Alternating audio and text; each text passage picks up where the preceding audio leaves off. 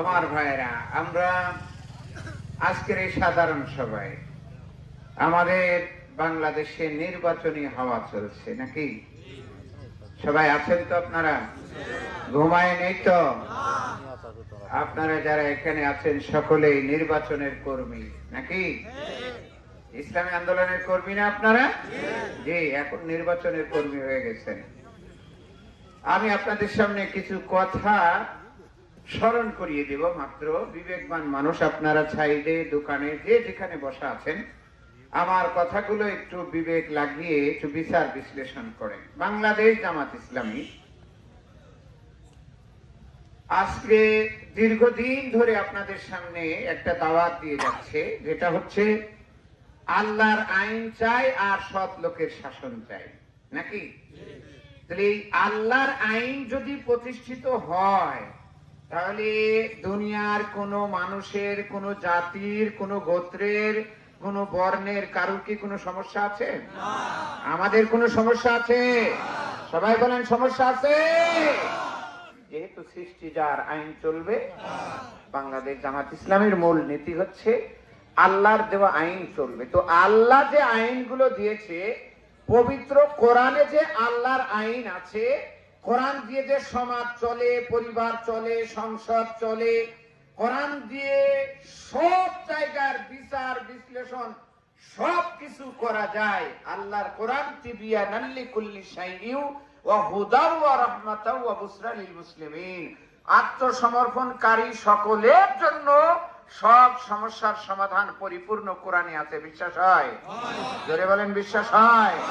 যদি কেউ মনে করে যে কোরআনের আইন দিয়ে বিচার চলতে পারে না, এখন বর্তমান সময়ে কোরআনের আইন প্রযোজ্য নয়, কোরআনের আইনে সমাজ কিভাবে চলবে, রাষ্ট্র কিভাবে চলবে, জামাত ইসলাম বলে কি এটা নাকি হয়, এরকম যদি বলে, কোরআনের আইন তো শুধু জামাত ইসলামের একা নাই।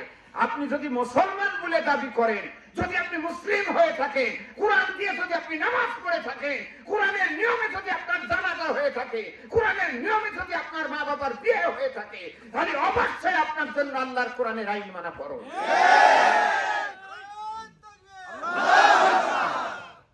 শুধু জামাত ইসলামের তো একা নয়, আপনাকে এগিয়ে আসতে হবে, আপনাদের সবাইকে এগিয়ে আসতে হবে আল্লাহর কোরআনের আইনের জন্য, মানব রচিত আইনের জন্য। যালিকা বিআন্নাহুম কারিহু মা আনজালাল্লাহু ফাআহবাতা আমালুহুম। সূরা মুহাম্মদের 9 নম্বর আয়াতে স্পষ্ট ভাবে আল্লাহ বলে দিয়েছে, যদি আমি যেটা নাজিল করেছি এটা পছন্দ না করে অন্যটা যদি তুমি পছন্দ করো, লটমেইল মেকুলে তৈরি করাটা যদি তোমার পছন্দ হয়, ওই লেনিন কার্ল মার্ক্সেরটা যদি তোমার পছন্দ হয়, ধর্ম নিরপেক্ষতা যদি পছন্দ হয়, অন্য বেজাতির জাতীয়তাবাদী যদি তোমার পছন্দ হয়, আমার কোরআনের আইন যদি তোমার পছন্দ না হয়, তুমি যে ভালো আমলগুলো করবা ফাআহবাত আমালুহুম, সব বরবাদ হয়ে যাবে কিয়ামতের ময়দানে। সুতরাং আল্লাহর যে নিয়ম, আল্লাহ যে ইসলাম দিয়েছে, ইয়াবতাগি গায়রাল ইসলাম দীনান ফালা ইউকবালু মিনহা ওয়া হুয়া ফিল আখিরাতি মিনাল খাসিরিন। যারা আল্লাহর দেওয়া জীবন ব্যবস্থা বাদ দিয়ে অন্য জীবন ব্যবস্থা মানবে, তারা কাল কিয়ামতের ময়দানে ক্ষতিগ্রস্ত হয়ে যাবে। তাহলে আমরা কি ক্ষতিগ্রস্ত হতে চাই? ধরে বলেন ক্ষতিগ্রস্ত হতে চাই? যদি ক্ষতিগ্রস্ত হতে না চাই, তবে আমাদের সকলকে, আপনাকে, আমাকে, মুসলিম হিসাবে জন্মগ্রহণ করেছি, আমাদের সকলের জন্য আল্লাহর কোরআনের আইন, আল্লাহর দেওয়া রেওয়াজ পদ্ধতি বাস্তবায়ন করার জন্য চেষ্টা করা একান্ত ভাবে ফরজে আইন। নামাজ রোজা যেমন ফরজ, হজ ফরজ হলে হজ করা যেমন ফরজ, আল্লাহর জমিনে আল্লাহর কোরআনের আইন বাস্তবায়ন করার জন্য চেষ্টা করা, ও জাহিদুহুম বিহি জিহাদান কাবীরা, সবচাইতে বড় চেষ্টা করা, ইন্নাল্লাযী ফারাদা আলাইকাল কুরআন, এই কোরআন প্রতিষ্ঠিত করা ফরজ করে দেওয়া হয়েছে। বলেন ঠিক কিনা? সুতরাং আপনি যে কেউ হন না কেন, আমার কথাগুলো বিবেক খাটিয়ে শুনতে হবে। শুনে দেখেন আমি যে কথাগুলো বলছি। বাংলাদেশ জামাত ইসলামী একটা দল, অন্যান্যরাও একটা দল। আমার গণতন্ত্র দেশে সবাই দলীয় কাজ করবে, সবাই অন্তত একজন একা একটা দল করে ভোট করতে পারে। আমার দেশের সংবিধানে অধিকার আছে না? কি জোরে বলেন আছে না? যদি তাই থেকে থাকে, তাহলে আপনি কেন মাঝে মধ্যে একজন আরেকজনকে চোখ রাঙাবেন, আপনি কেন পরিকল্পনা করবেন কাকে কোন সেন্টারে যেতে দেবেন না দেবেন, কাকে কোথায় কি করবেন, আপনি চোখ রাঙানোর অধিকারী আপনাকে কে দিয়েছে? আপনি যদি চোখ রাঙাতে পারেন, আপনার যদি দুটি হাত হয়, আপনার যদি ক্ষমতা থেকে থাকে, ওই ভাই কাকে আপনি চোখ রাঙান? আপনি যদি ব্যাংকে সাঁতার শিখাতে যান, ও তো সাঁতার শিখেই তো এত দূর এসেছে, ওকে তো সাঁতার শেখানোর দরকার নেই আপনার। সুতরাং বাংলাদেশ জামাত ইসলামী এইভাবেই তৈরি হয়েছে, তারা তাদেরকে ভয় দেখিয়ে কোনো লাভ নেই। সারা দেশ একদিকে হলো, বাংলাদেশ জামাত ইসলামের একটা পশম নড়ানোর ক্ষমতা।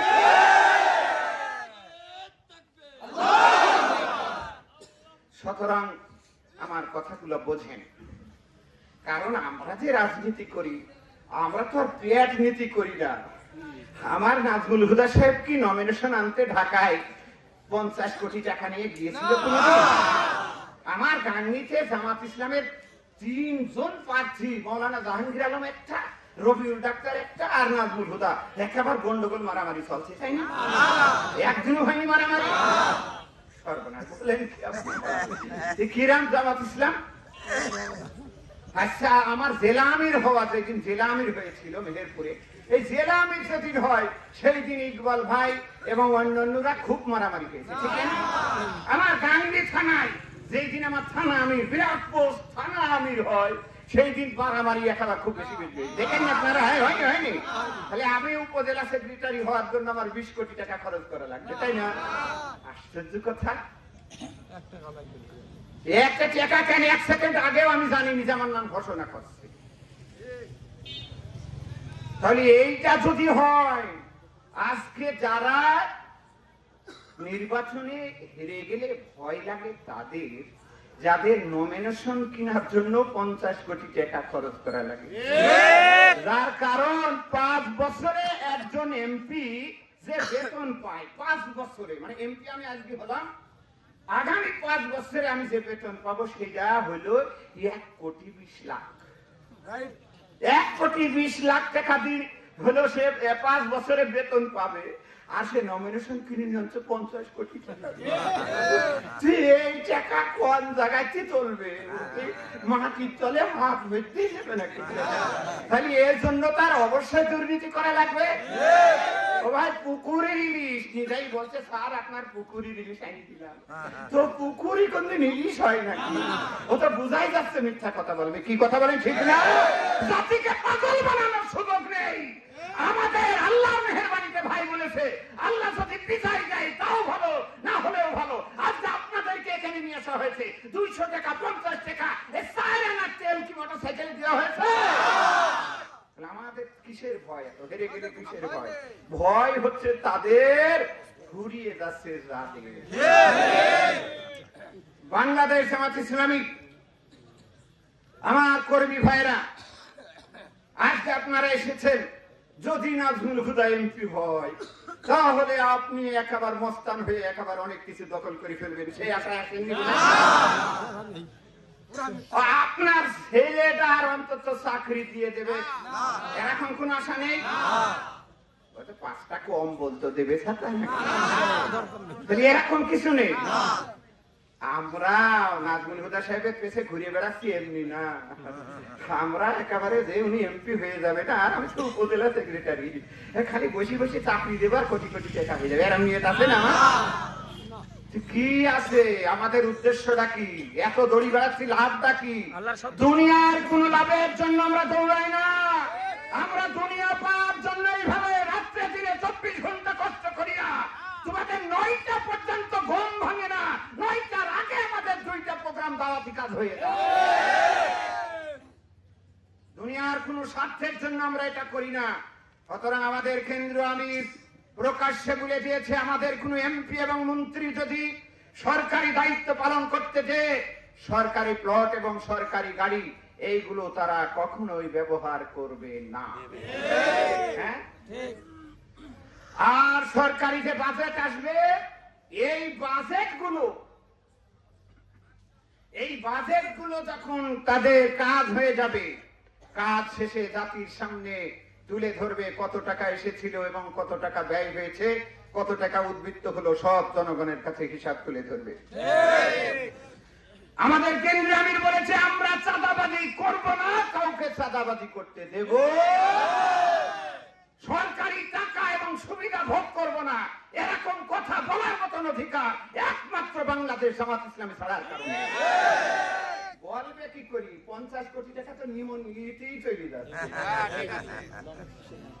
তো দেখাই যাচ্ছে লিস্ট, এই তো কোন জায়গা পুকুরের লিস্ট দেখাই যাচ্ছে।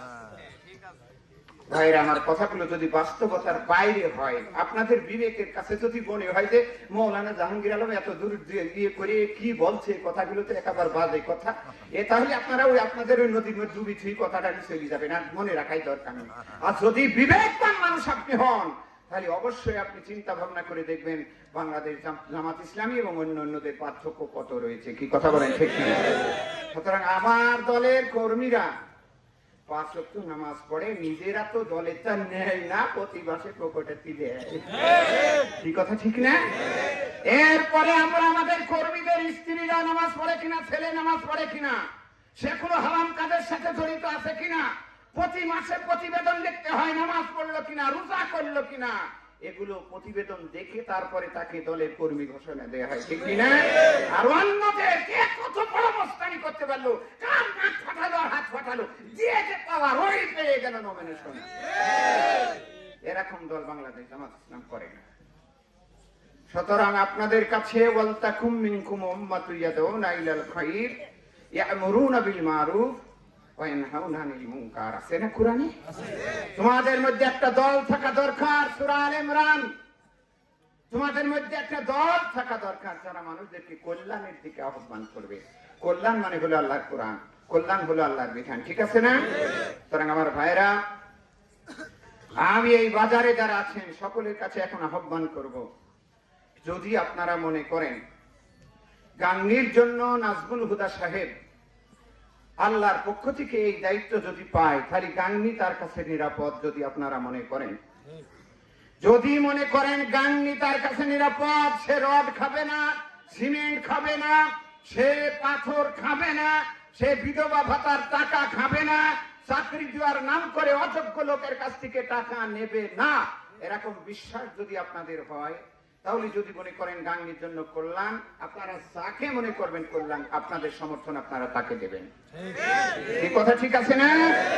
যদি মনে করেন যে না, একবার সে উপজেলা চেয়ারম্যান হয়েছিল, 1 পয়সা দুর্নীতি তার নামের নেই, যত সুন্দরভাবে সে দায়িত্ব পালন করেছে, এখনো আমরা যারা তার পাশে আছি, আল্লাহি কসম দিয়ে বলে গেলাম, যদি দায়িত্ব আল্লাহ আমাদের ঘাড়ের উপরে দেয় আর আমি যদি তার পাশে থাকি, একটা চাদরের, সরকারি চাদরের একটা সুতাও যদি উনি ঘরে নিয়ে যায়, আমি কসম দিয়ে বলছি, ওনার হাত চেপে ধরে বলবো, এই চাদরের সুতাখানা আপনি এই জায়গায় রেখে যান, আপনাকে বাংলাদেশ জামাত ইসলামী সরকারি চাদরে একটা সুতা বেআইনি করে নিয়ে যাওয়ার অধিকার দেওয়া হয়।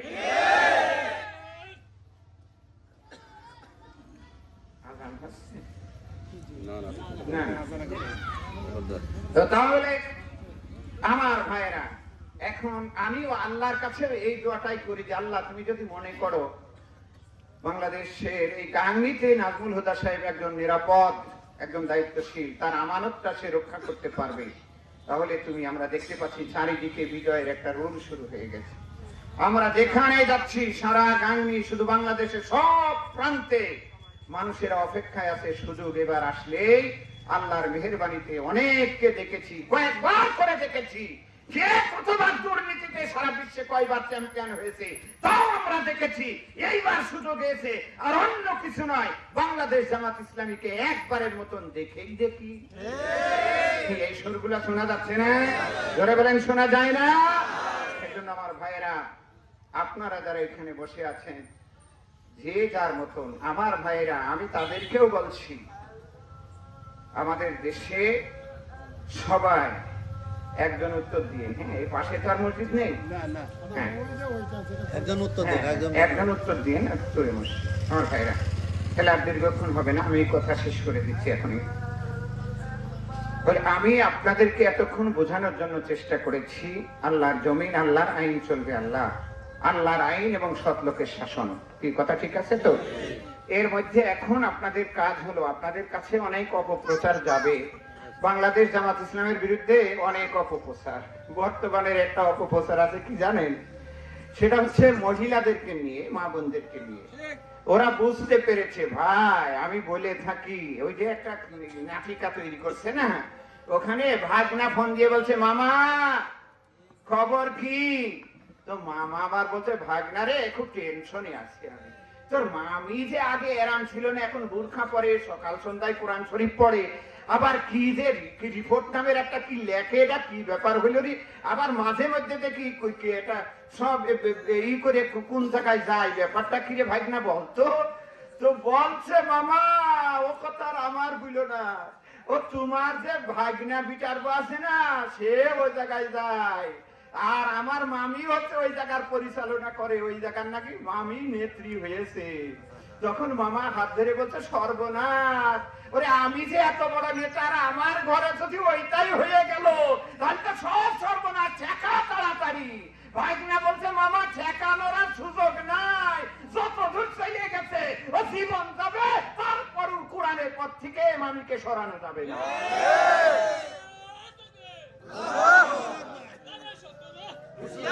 এখন ওইটা বুঝে নিছে না তারা, বুঝে নিছে। এই কারণে এখন বলছে আমাদের মা বোনেরা নাকি একটা ছোট্ট কোরআন শরীফ হাতে করে নিয়ে যায়, আর মহিলাদের কাছে যে আস্তাগফিরুল্লাহ আস্তাগফিরুল্লাহ, এরা বলে যে মহিলাদের হাতে হাত দিয়ে শপথ করিয়ে নেয় যে তোমরা দাঁড়িপাল্লায় ভোট দিবা কিনা। আপনারা সাক্ষ্য দেন, আপনাদের গ্রামে কোনো মহিলারা কোরআন হাতে করে যে এইভাবে হাত দিয়ে শপথ করিয়ে নেয়? ধরে সবাই একজনও বাদ থাকবে না। কোথাও কি কোরআনে হাত দিয়ে আমাদের মা বোনেরা এইভাবে দাঁড়িপাল্লায় ভোটছে ওয়াদা করে নেয়? আরো ধরে বলেন নেয়? এটা মিথ্যা কথা, এটা দিয়ে আর মানুষকে ঠেকানো যাবে না। আর কি, আর যে 17 বছর কত রকমের অপবাদ দিছে, ওই রগ কাটা, এ কাটা, তে কাটা, সাত কাটা, গোপ কাটা, চুল কাটা। 5 তারিখের পরে জাতি দেখলো এরা যদি রগ কাটাই হবে, কই শিবির তো এই 1 বছর পার হয়ে গেল, 5 তারিখের পরে একজন মানুষের একটা সারাও কেটে দিল না। সুতরাং জাতি বোঝে সবকিছু, ওই বুঝলে পুকুরের ইলিশ বুঝলে আর লাভ নেই। 1 নম্বর কথা। 2 নম্বর হচ্ছে বাংলাদেশ জামাত ইসলাম নাকি বেহেশতের টিকিট দেয়। আপনারা যারা এখানে উপস্থিত আছেন, আমরা কোনোদিন আপনাদের বেহেশতের টিকিট দিয়েছি? আরো জোরে বলেন দিয়েছি? ওরে ভাই, জামাত ইসলাম বেহেশতের টিকিট দেয় না, জামাত ইসলাম বেহেশতের রাস্তা দেখিয়ে দেয়। মানুষ বলে এই অন্ধ কানা মূর্খ, এই দিকে ঘুরে আয়, সাফালা হুকরাতি মিনান নার, ওটা জাহান্নামের রাস্তা, ওই দিকে যাওয়া যাবে না, ফিরে আয়, চেপে ধর। এই সব কিছু আতাসিমু বিহাবলিল্লাহি জামিআ ওয়ালা তাফাররাকু, আল্লাহর দেওয়া এই রজ্জুকে শক্ত করে ধর, কখনো বিচ্ছিন্ন হয়ে যাস না। এই পথটা জাহান্নামের পথ, ওই পথ থেকে ফিরে আয় আল্লাহর কোরআনের দিকে। কথা বলেন ঠিক না? আমরা সেই কথা বলি, অথচ এই অপবাদগুলো দিয়ে জাতিকে আর বিভ্রান্ত করা যাবে না। কি যাবে? জোরে বলেন যাবে। সুতরাং আরো কিছু কথা আছে, সেটা হচ্ছে জামাত ইসলাম ক্ষমতায় আসলে এরা তো দেশের বাইরের রাষ্ট্রের সাথে এদের সম্পর্ক ভালো না, কিছু আনতে পারবে না, আর দেশও চালাতে পারবে না। ওরে ভাই শোনে, অন্য জায়গায় হাত পাতে কে? যে ফকির, যার কিছু থাকে না সেই তো হাত পাতে। ঠিক না? বাংলাদেশ জামাত ইসলামের কারোর কাছে হাত পাতা লাগবে না। যদি বাংলাদেশ জামাত ইসলাম ক্ষমতায় আসে, যেই টাকাগুলো দুর্নীতি হয়, যেই টাকাগুলো পাচার হয়ে দেশের বাইরে বের হয়ে যায়, এই দুর্নীতির টাকাগুলো এবং বাইরে যেগুলো পাচার হয়, ওইটা যদি বন্ধ হয়ে যায়, আমার দেশের অন্য কারোর কাছে হাত পাতা লাগবে না, আমার দেশের কাছে অন্যকে হাত পাতা লাগবে। আমরা বুঝি বিড়াল তো বেজার হয় তখন ওই মাছের বাটিটা ঢেকে রাখে যখন। কথা বলেন ঠিক না? বিড়ালের মন খারাপ যখন বিড়াল দেখবে যে মাছের কাইটিটা তো আর খাওয়া যাচ্ছে না, তখন মালিক খারাপ, আল্লাহ মালিকের যে চোখটা কানা হইতো, তাহলে একটু বসে বসে খাতি পাতাম ভালো করে। কি কথা বলেন? কথা বলে সুতরাং যখন দেখছে যে আর ওই ভাজি মাছটা তো খাতি বাঁচতেনি, এই জন্য বিড়ালের মানে মালিক খারাপ হয়ে যাচ্ছে। কি কথা ঠিক না? অন্য দেশে হাত পাতা লাগবে না, খালি দুর্নীতি বন্ধ হলেই চলবে। কি কথা ঠিক না? তারপরে আর একটা কথা হলো, মেয়েদেরকে বলছে তোমাদের বোরখার মধ্যে পরি পেয়েছি, ঘরের মধ্যে রাখবে, বের হয়ে দেবে না, তোমাদের চাকরি দেবে না। ওরে ভাই, বাংলাদেশ জামাত ইসলামের ঊর্ধ্বতন নেতৃবৃন্দ যারা আছে প্রত্যেকের স্ত্রী মেয়েরা সরকারি কলেজ, বেসরকারি কলেজ, বিভিন্ন প্রতিষ্ঠানে বড় বড় পদে চাকরি করে। করে না? করে না? কি মনে করো এ কথাগুলো কি বুঝাও তোমরা মানুষদের? এ বাস্তবে কথা হলো, আমি একদিন আপনাদের ধানখোলা অফিসে আসছি প্রোগ্রাম করার জন্য, এটি শেষ কথা। তো 3 জন মহিলা উঠেছে ভ্যানে, আর আমি ওই দিন মোটরসাইকেল নিয়ে আসিনি, আমি উঠেছি আর একজন আছে সামনে বসেছি। তো পিছনে মহিলা 3টা গল্প করছে, বলছে যে শুনছি জামাত ইসলাম বলে ক্ষমতায় আসবে, তো যদি ক্ষমতায় আসে আমি তো ভাটায় কাজ করি খাই, আমার কি হাল হবে, ওরা তো বাইর হতে দেবে না। আর একজন আর বলছে আমি তো মাঝে মাঝে একটু ঝাল তুলি, আবার তুলতে যায়, আমার তো কাজ করতে দেবে না, করবো কি? ওই ফেসবুকে যারা থাকেন যুবকরা দেখেন, এক নায়িকা বলছে কি করবো, জামাত যদি ক্ষমতায় আসে তাহলে তো ছবি করা বন্ধ হয়ে যাবে। তা আমার প্রায় 4-5 লাখ টাকা পড়ি রয়েছে, ওটি তুলবো কি করে আমি? তো তা হয় হবে না, বোরকা পরে পর্দা করি ছবি করা শুরু করবো। শোনেননি আপনারা? শোনেননি? আসল বিষয় হলে কিনা ভুল ধারণা। শোনেন, আমি তখন ওই পিছনে বসে থাকা ওই মা বোনদেরকে বললাম, ও মা জননীরা, আপনারা কি বলছেন যে না, ওরা ভয় পেয়ে গেছে। কি রে? কিন্তু ভয়ের কিছু নাই। শোনেন, বাংলাদেশ জামাত ইসলামে আসলে আপনাদের বের হতে দেবে না। কে বলেছে? আপনারা যারা ওই যে ভাটায় কাজ করে খায় শোনেন, আর যে ঝাল তুলে এবং তুলা তুলে খান আপনারা শোনেন, শুধু একটা আল্লাহর কোরআনের বিধান চালু হয়ে যাবে, ও যাকাতের বিধানটা চালু হয়ে যাবে। যদি যাকাতের বিধান চালু হয়ে যায়, বাংলাদেশে যত কোটি কোটি টাকা আছে, এর 2.5% যদি প্রতি বছরে কেটে নেওয়া হয়, এইগুলো যদি গরিবের বাড়িতে পৌঁছে দেওয়া হয়, আপনাকে যদি যাকাতের টাকা সাহায্য করা হয়, আপনার আর ওই ভাটায় কাজ করা লাগবে না, ঝাল তুলে খাওয়া লাগবে না, তুলা তুলে খাওয়া লাগবে না, বরং তুলার করে শুয়ে থাকবেন, এরপরেও আপনার কষ্ট হবে।